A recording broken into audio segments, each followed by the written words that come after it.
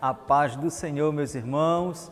Estamos chegando para mais uma videoaula de reforço da nossa Escola Bíblica Dominical. Esperamos estar contribuindo com as nossas aulas aí nas nossas congregações, tá bom? Se você ainda não é inscrito no nosso canal, não se esqueça de se inscrever. Também deixe sua curtida, deixe seu comentário, compartilhe para que a nossa aula, então, possa alcançar mais irmãos que amam estudar a Palavra de Deus. Hoje a nossa lição é a lição de número 9, Hebreus capítulo 12, olhando para o autor e consumador da nossa fé.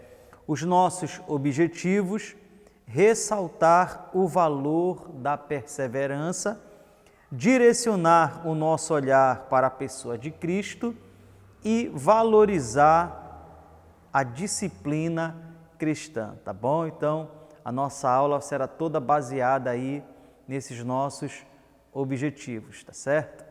O nosso texto áureo, ele vai dizer assim: olhando firmemente para o autor e consumador da fé, Jesus, o qual, em troca da alegria que lhe estava proposta, suportou a cruz, não fazendo caso da ignomínia, e está sentado à destra do trono de Deus. Hebreus capítulo 12, versículo de número 2.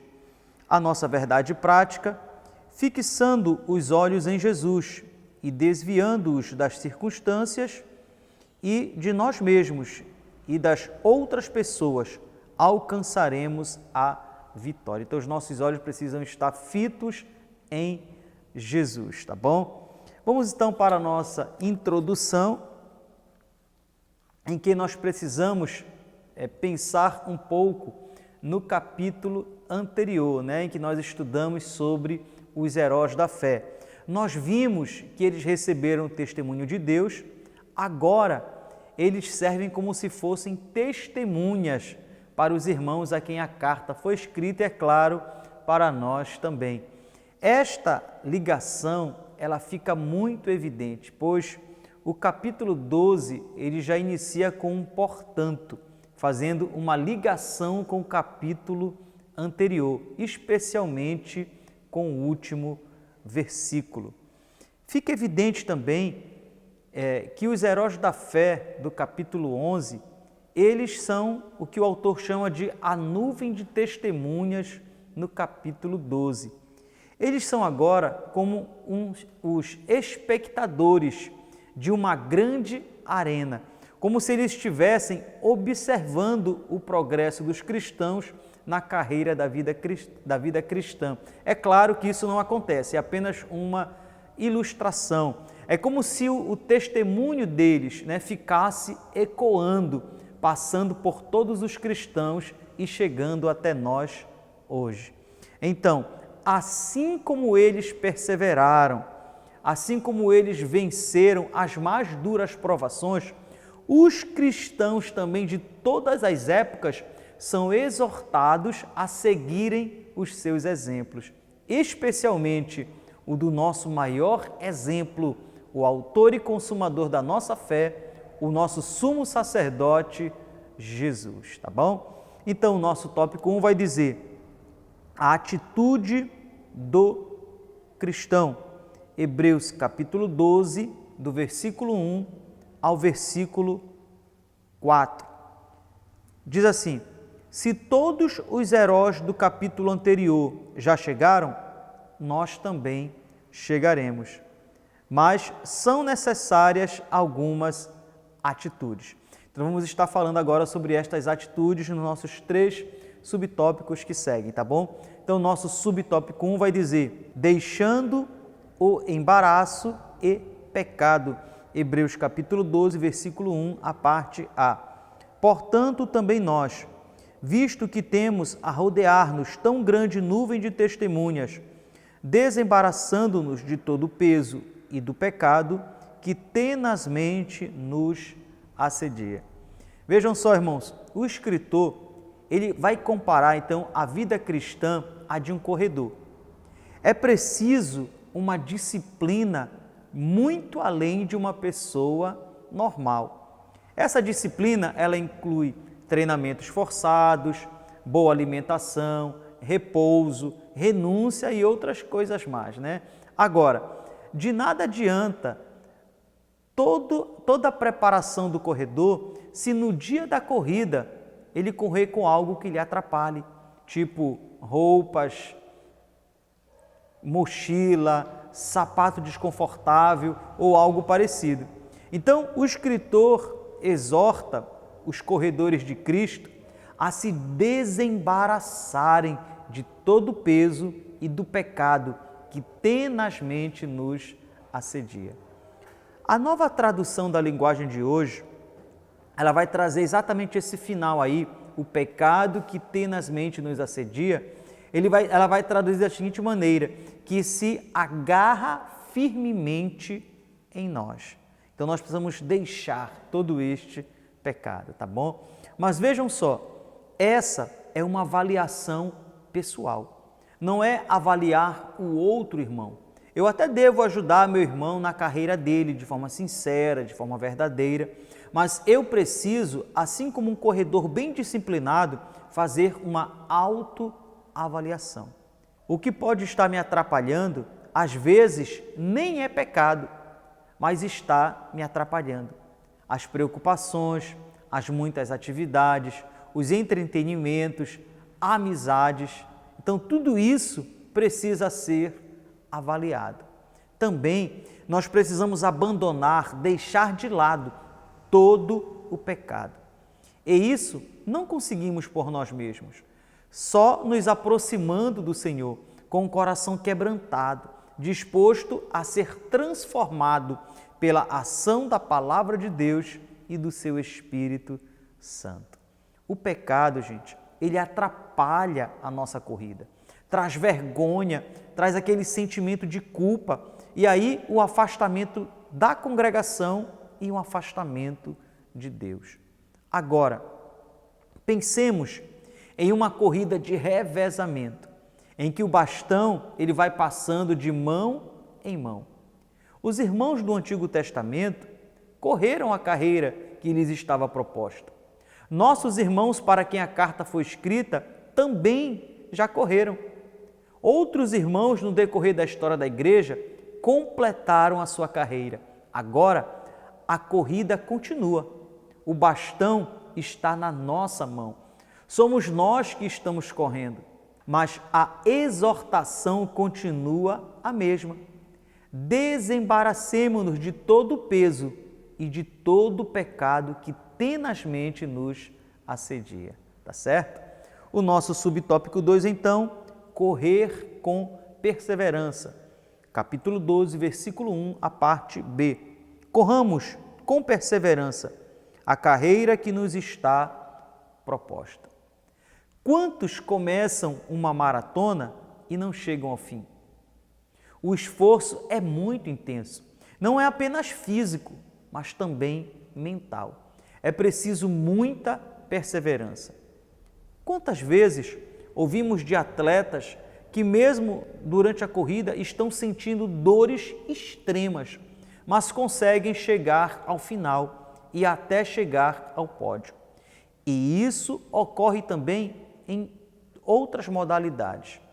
Na vida cristã não é diferente.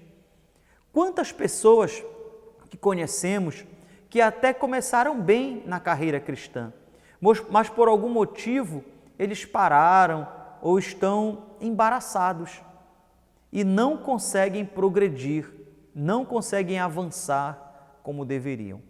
Então, o autor da lição nos diz que devemos ter perseverança. Perseverança é aguentar sob pressão, é continuar quando as coisas estão difíceis. Às vezes, até continuamos quando tudo está bem, quando tudo está a nosso favor, mas e quando não está? Somos tentados a desanimar. A exortação é correr com perseverança, sem desanimar. São muitos os obstáculos, as dificuldades, mas assim como os heróis da fé, precisamos completar a nossa carreira. O nosso subtópico 3, então, olhar para Jesus, capítulo 12, versículo 2. Olhando firmemente para o autor e consumador da fé, Jesus, o qual, em troca da alegria que lhe estava proposta, suportou a cruz, não fazendo caso da ignomínia, e está assentado à destra do trono de Deus. Saber que os servos de Deus em todas as épocas passaram por lutas travadas, mas perseveraram e venceram. Isso nos anima. Se eles conseguiram, por que nós não conseguiríamos? Só que o escritor aos Hebreus, ele vai mais além. Ele diz: olhem firmemente para o autor e consumador da nossa fé. Ninguém se compara a Jesus. Não olhem para as dificuldades, não olhem para os problemas, para as enfermidades, para as perdas, para os problemas financeiros. Olhem para Jesus. Ele está na linha de chegada, esperando por vocês, esperando por nós. Ele é o nosso alvo. Não parem, não desanimem. Essa é a intenção do escritor aos Hebreus. Como Pedro, que caminhava sobre as águas, no momento em que ele deixou de olhar para Jesus, ele começou a afundar, vocês lembram? Da mesma forma, nós estamos fadados a submergir, se não olharmos firmemente para Jesus. E por que olhar para Jesus? Porque Ele é o autor e consumador da nossa fé, o começo e o fim da nossa salvação. Ninguém sofreu como Ele. Nós já falamos sobre isso no capítulo anterior, então você pode assistir um pouco sobre o que falamos do sofrimento de Jesus. Jesus, como homem, ele suportou a afronta, a ira, a dor, o escárnio. Ele suportou isso por causa da alegria que iria receber, ser ressuscitado em corpo de glória, ganhar muitos filhos para Deus e assentar-se à direita da majestade nos céus. Sua alegria está completa, a nossa também estará, tá bom? No versículo 3, o escritor diz: considerai, pois, atentamente aquele que suportou. É como se ele estivesse dizendo: comparem o sofrimento dele, de Jesus, com o de vocês. Assim, vocês não vão desanimar, vocês não vão desfalecer. No versículo 4, ele fala da nossa luta contra o pecado. Agora, ele usa o exemplo de um lutador na arena, que mesmo derramando sangue, não se entrega. A palavra luta aqui, ela carrega o sentido de agonizar, como se o autor dissesse: eu sei que vocês estão lutando a ponto de agonizar, mas não é tudo. Pode piorar, a ponto de vocês terem que derramar sangue. E nós sabemos, irmãos, hoje, que muitos dos nossos irmãos derramaram o seu sangue. Assim, deve ser a nossa luta contra o pecado.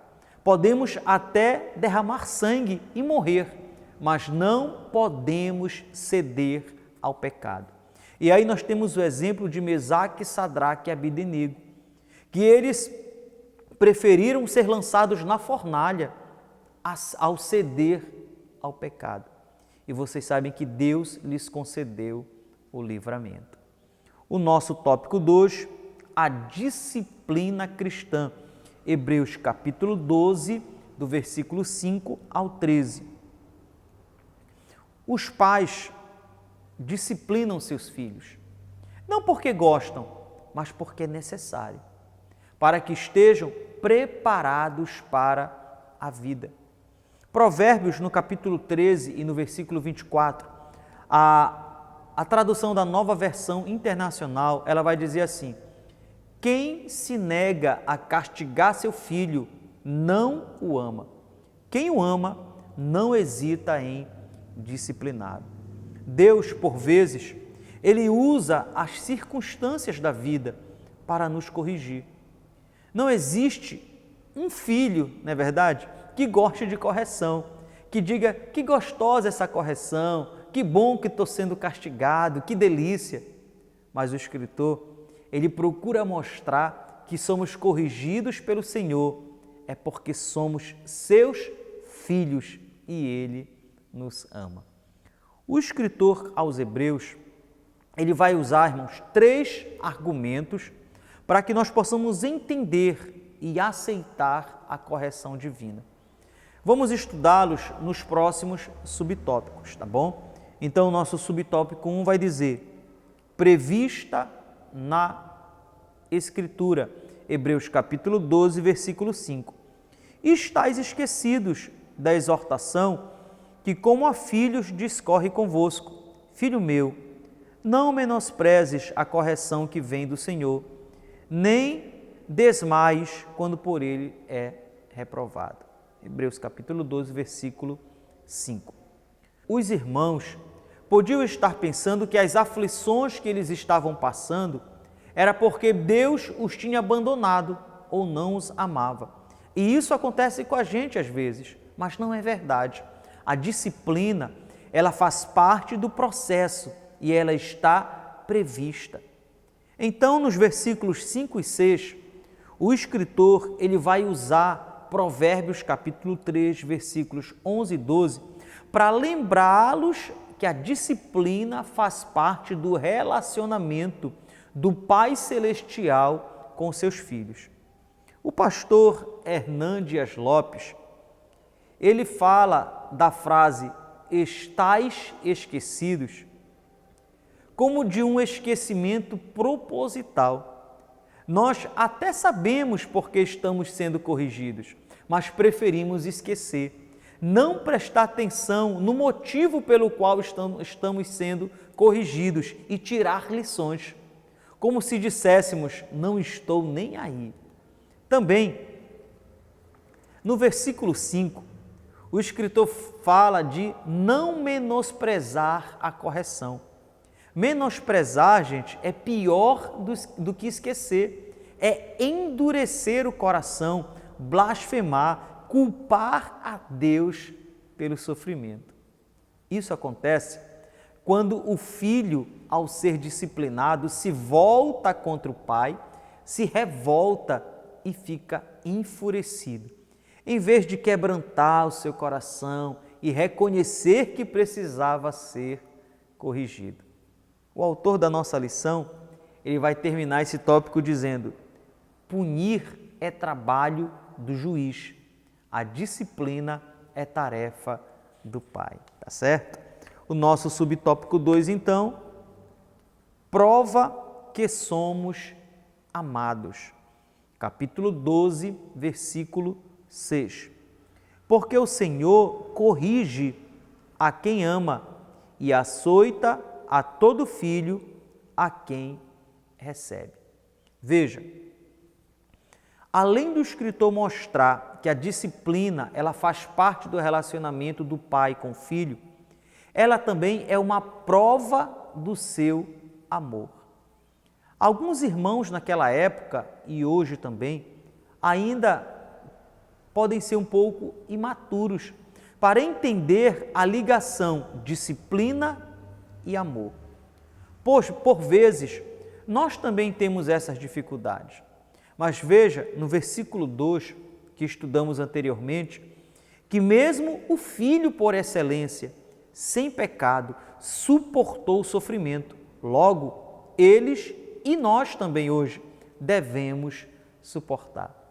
Infelizmente, muitos pregadores hoje pregam o que as pessoas querem ouvir e até massageiam o seu ego, com uma mensagem que é só vitória, é só conquistas, baseada em uma visão que não é bíblica, mas mundana e por vezes maligna. Como se o amor de Deus por nós só fosse demonstrado sempre em nos dar coisas. É verdade que somos abençoados pelo Senhor, mas sua correção, através das circunstâncias da vida, também demonstram seu grande amor por nós e a nossa filiação ao Pai Celestial. O nosso subtópico 3 visa um nobre propósito. Capítulo 12, versículo 10. Pois eles nos corrigiam por pouco tempo, segundo melhor lhes parecia. Deus, porém, nos disciplina para aproveitamento, a fim de sermos participantes da sua santidade. O pastor Augusto Nicodemos, ele faz uma colocação interessante sobre o propósito da correção dos filhos. Ele explica que naquela época os filhos dos nobres, eles recebiam uma educação rigorosa, que até pareciam que eram escravos. O objetivo era prepará-los para a vida, para que eles estivessem preparados para herdar a herança da família. Mas apenas o filho legítimo recebia essa educação. O filho da amante, o bastardo ou ilegítimo, até era sustentado, mas não era tratado da mesma forma. Não recebia a mesma disciplina e correção. Assim, o Senhor nos corrige, porque tem um propósito eterno para nós. Agora, voltando aqui para a nossa lição, o escritor vai fazer uma pergunta retórica no versículo 9. E ele vai procurar mostrar o respeito que nós temos por nossos pais terrenos, que nos corrigiam por um período de tempo. E aí eu quero abrir um parêntese aqui para dizer que isso é o que se espera. Porém, sabemos que hoje a nossa realidade ela é bem diferente. Porque tem pai, e aí mãe também, que não corrigem o seu filho, aprova tudo o que ele faz, passa a mão por cima e até ficam aborrecidos se alguém corrigir os seus filhos. O autor, ele vai dizer, então, quanto maior respeito nós devemos ter e submissão pelo nosso Pai Celestial. Enquanto os nossos pais terrenos, eles nos educavam com fins terrenos e até mesmo estavam sujeitos a errar, o Pai Celestial, ele nos corrige para que participemos da sua santidade com vistas à eternidade. E a sua correção, ela é perfeita, ele nunca falha. O autor da lição, ele vai citar o Salmo 119, versículo 71, quando o salmista diz: foi bom eu ter passado pela aflição. Por outro lado, irmãos, nós temos também um triste exemplo dos filhos do sacerdote Eli, que por não serem corrigidos por seu pai, eles tiveram um triste fim.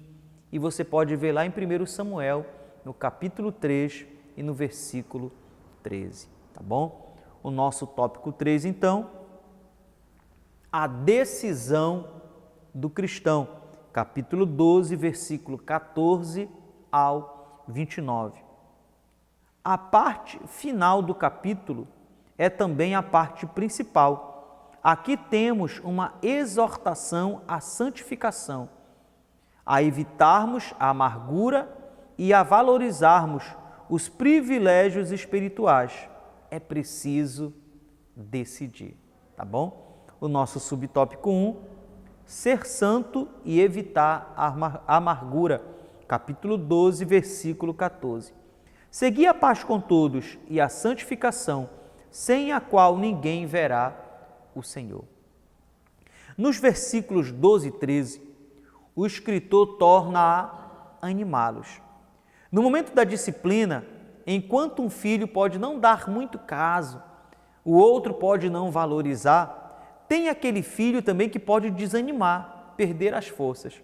Mas, como um treinador que incentiva o seu corredor, ele exclama: levantem as suas mãos cansadas, fortaleçam os joelhos enfraquecidos, andem por caminhos planos, continue a correr. Já no versículo 14, o escritor vai tratar dos relacionamentos.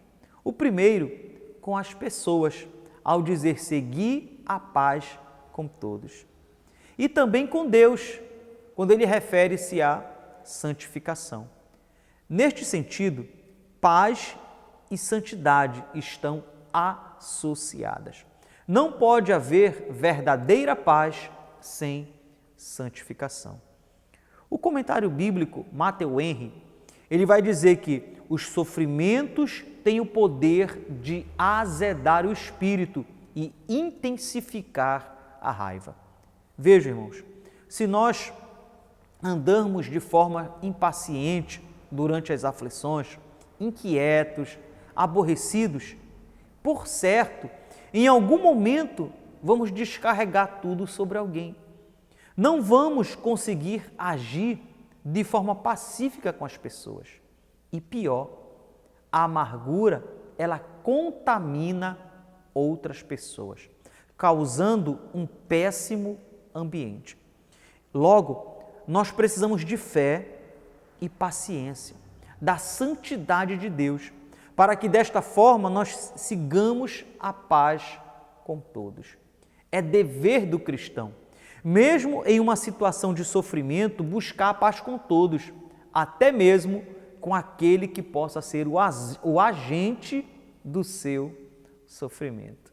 O inimigo, ele sempre buscará causar intriga entre os irmãos, tirar a paz e semear a raiz de amargura.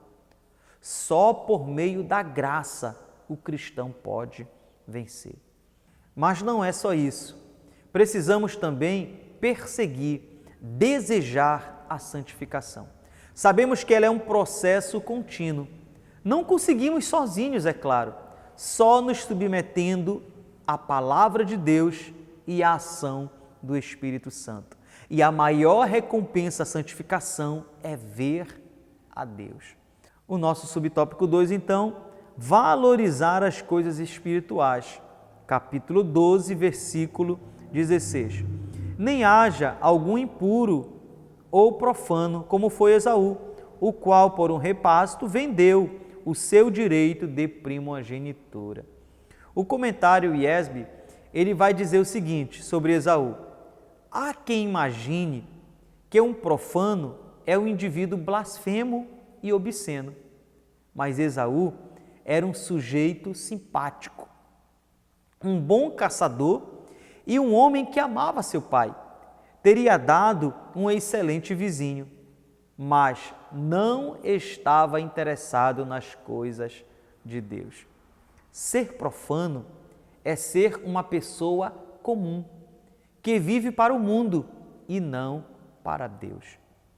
Muitos destes irmãos haviam perdido tudo: seu bom emprego, sua posição, seu lugar no culto judaico, sua família, sua casa. Voltar ao judaísmo era ter a possibilidade de ter de volta tudo o que perderam. Porém, eles são exortados a olharem o mau exemplo de Esaú, que trocou todas as bênçãos advindas da primogenitura por um prato de comida. É como se o escritor estivesse dizendo: não façam o que ele fez. Não troquem os privilégios recebidos em Cristo pela facilidade de terem sua vida normal restabelecida. Quando ele chorou, Esaú, com a consciência pesada, já era tarde demais. A bênção já estava com o seu irmão. O nosso subtópico 3, não rejeitar a oferta de Deus, capítulo 12, versículo 25. Tende cuidado, não recuseis ao que fala, pois se não escaparam aqueles que recusaram ouvir a quem divinamente os advertia sobre a terra, muito menos nós, os que nos desviamos daquele que dos céus nos adverte. A partir do versículo 18, chegamos ao clímax do capítulo. Perceba que o autor retoma o tema principal da carta, a superioridade da nova aliança. Para mostrar mais uma vez essa superioridade, ele contrapõe agora o Monte Sinai com o Monte Sião. Durante a entrega da lei, está lá em Êxodo, no capítulo 19, o Sinai fumegava, era abalado. As pessoas ficaram apavoradas, até mesmo Moisés ficou atemorizado. Qualquer um que ousasse ultrapassar os limites seria morto. Já na nova aliança, tudo é diferente. Como vimos no capítulo anterior, somos convidados a nos aproximar de Deus com plena liberdade, ao Monte Sião e à cidade do Deus vivo. Por fim, chegamos à nossa aplicação pessoal. A superioridade da nova aliança em Cristo é clara. Portanto, sirvamos a Deus com temor e prestemos atenção à sua palavra. Cristo é o único caminho. Não resta dúvida. Hoje somos livres para servir ao Senhor. Não com medo, mas como a um Pai amoroso. E muito em breve estaremos para sempre com Ele. Tá bom? Muito obrigado. Que Deus nos abençoe. Até a nossa próxima lição. Fiquem na paz do Senhor Jesus.